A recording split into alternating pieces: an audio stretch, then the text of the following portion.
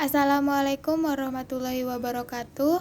Perkenalkan, nama saya Royhatul Novisa, kelas 1 BM1R, Prodi Manajemen dari STIE Mahaputra Riau.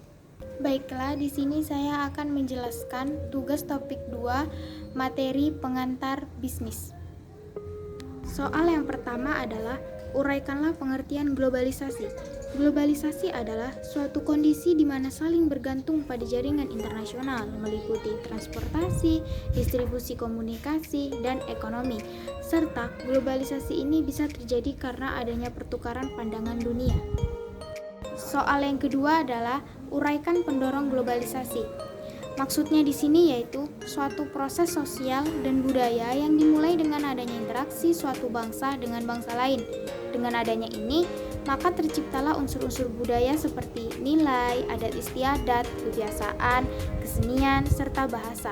Selain itu, proses globalisasi mengalami perkembangan cepat akibat 5 faktor. Yang pertama, dorongan pasar. Maksudnya, perusahaan yang berlomba untuk memasarkan produknya dan mengenalkannya ke masyarakat.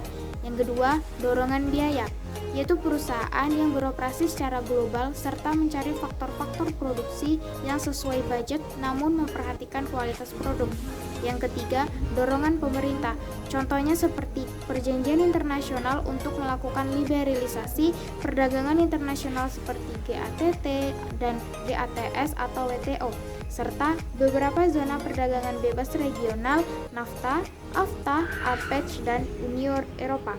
Yang keempat, dorongan persaingan, yaitu perusahaan yang memasuki bisnis global bertambah banyak. Maka dari itu, perusahaan membentuk kerjasama demi mengalahkan pesaingnya yang dikenal dengan aliran strategis. Yang kelima, dorongan lain. Maksudnya ditunjang oleh kemajuan teknologi informasi seperti internet, handphone, satelit, dan jaringan.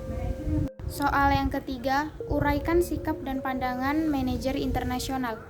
Ada 3, yang pertama, ethnocentric manager, yaitu perilaku dan budaya kerja yang dimiliki oleh negara asalnya selalu lebih baik dibandingkan dengan budaya negara mitra.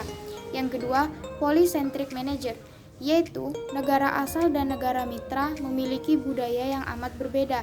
Yang ketiga, geocentric manager, yaitu budaya negara asal memiliki perbedaan dengan budaya negeri mitra, namun terdapat kesamaan budaya pada beberapa aspek.